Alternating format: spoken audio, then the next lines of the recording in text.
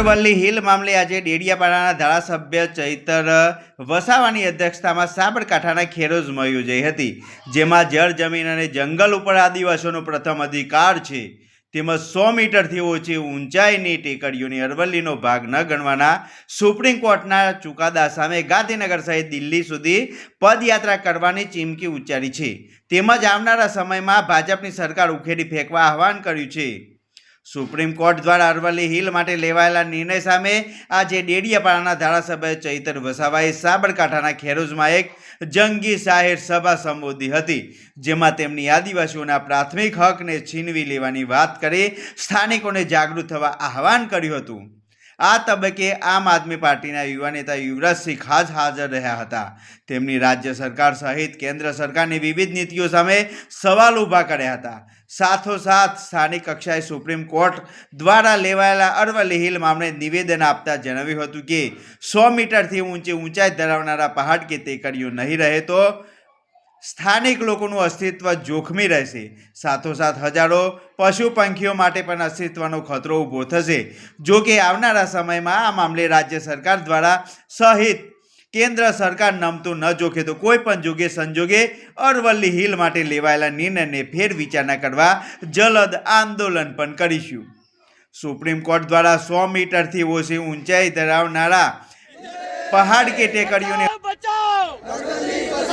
बचाओ बचाओ लड़ेंगे जीतेंगे अरवल्ली गिरिमाड़ा बचाओ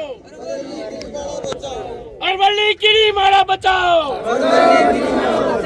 જૂની અરાવલ્લીની પર્વતમાળાઓ જે ગુજરાત, રાજસ્થાન, હરિયાણા અને દિલ્હીનું એક રક્ષણનું કવચ પૂરું પાડે છે, ત્યારે ગત મહિનાના 20 નવેમ્બર 2025ના રોજ કેન્દ્ર સશક્ત સમિતિ સુપ્રીમ કોર્ટમાં ગઈ અને સુપ્રીમ કોર્ટમાં એવી વ્યાખ્યા બનાવવામાં આવી કે 100 મીટરથી ઊંચી પહાડીઓ હશે એને જ અરાવલ્લી ગણવામાં આવશે, એમનાથી નીચેની પહાડીઓને અરાવલ્લી ગણવામાં નહીં આવે।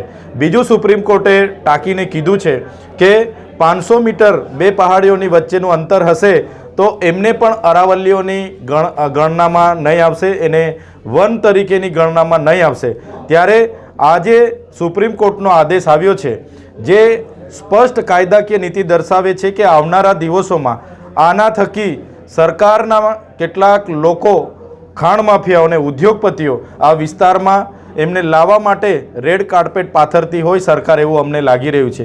ત્યારે સુપ્રીમ કોર્ટના નિર્ણયનું અમે ખંડન કરીએ છીએ અને ફરી આમાં વિચારણા થાય એવી અમારી માગણી છે।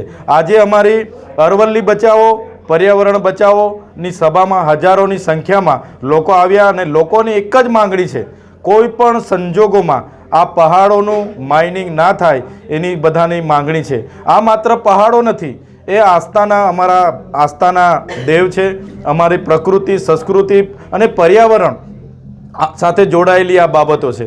સાથે સાથે એમાં ખનન થવાથી આવનારા દિવસોમાં પાણીનું સ્તર નીચું જશે। આ વિસ્તારમાં રહેલી નદીઓ, અહીંયા નજીક સરસ્વતી નદીનું ઉદ્ગમ સ્થાન છે, જેવી બનાસ નદી છે એવી નદીઓને પણ આવનારા દિવસોમાં સુકાઈ જશે અને નદીઓમાંથી પીવાનું પાણી અને સિંચાઈનું પાણી પણ નહીં રહેશે, ત્યારે અનાજ પણ નહીં પાકશે। એટલે આ બાબતને લઈને અમે ખૂબ જ ગંભીર છે। સરકાર આમાં સત્વરે નિર્ણય લે અને એમના નિર્ણયનું ખંડન કરે એવી અમારી માંગણી છે। આવનારા દિવસોમાં રાજસ્થાન, હરિયાણા અને દિલ્હી અને ગુજરાતના અમે બધા જ લોકો અમને જરૂર લાગશે। શરૂઆતમાં ગાંધીનગરની કૂચ કરીશું અને પછી પણ સરકાર નિર્ણય નથી લેતી, આવનારા દિવસોમાં દિલ્હીની કૂચ કરવા માટે પણ આજે અમે એ ગિરિમાળાઓમાં ક્યાંક ને ક્યાંક જે મોટા ઉદ્યોગપતિઓ અને મોટા જે રાજનેતાઓ છે એનો ડોળો એ ક્યાંક ને ક્યાંક કહી શકાય કે અરવલ્લીની ગિરિમાળા ઉપર આવીને ઊભો છે।